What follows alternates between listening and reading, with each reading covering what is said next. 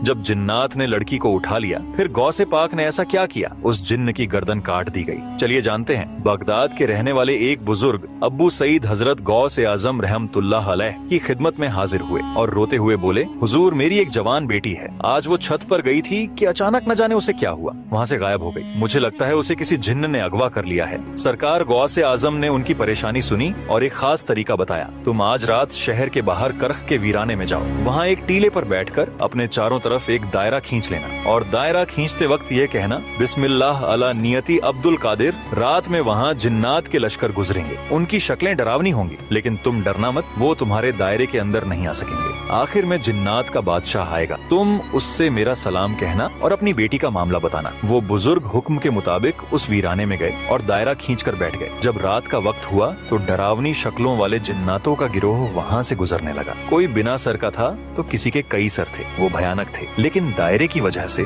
कोई भी उस बुजुर्ग के पास नहीं आ सका। फिर कुछ देर बाद जिन्नात का बादशाह, जिसका नाम मीरस बताया जाता है, अपनी भारी लश्कर के साथ आया। बादशाह ने दायरे के बाहर रुककर उस बुजुर्ग से पूछा, ए इंसान, तू कौन है? बुजुर्ग, मैं गौसे आजम का भेजा हुआ हूँ। गौसे पाक का नाम सुनते ही बादशाह ने सर झुका लिया और अदब से बुजुर्ग के सामने बैठ गया। उसके साथ पूरा लश्कर भी अदब से खड़ा हो गया और बोला, सरकार का क्या हुक्म है? बुजुर्ग बोले, मेरी बेटी को किसी जिन्न ने छत से अगवा कर लिया है। सरकार ने फरमाया है कि मेरी बेटी मुझे वापस दिला दी जाए। जिन्नात के बादशाह ने तुरंत अपने लश्कर में ऐलान करवाया, किसने इस शख्स की बेटी को उठाया है? थोड़ी ही देर में एक जिन्न को पकड़ कर लाया गया। वो एक चीनी जिन्न था और उसके पास ही वो लड़की थी। बादशाह को बहुत गुस्सा आया। उसने उस जिन्न से पूछा, तुझे पता नहीं कि यह बगदाद है और यहाँ गौसे आजम की हुकूमत चलती है? तूने यह जुर्रत कैसे की? उस जिन्न की गर्दन काट दी गई और लड़की को बाहिफाजत बुजुर्ग के हवाले कर दिया गया। सुभान अल्लाह, गौसे आजम का वो मर्तबा है जहाँ जिन्नात भी थर थर कांपते हैं। दोस्तों, अगर आप भी गौसे आजम के सच्चे दीवाने हैं तो दिल से लिखिए या गौसे आजम और लाइक सब्सक्राइब जरूर करें।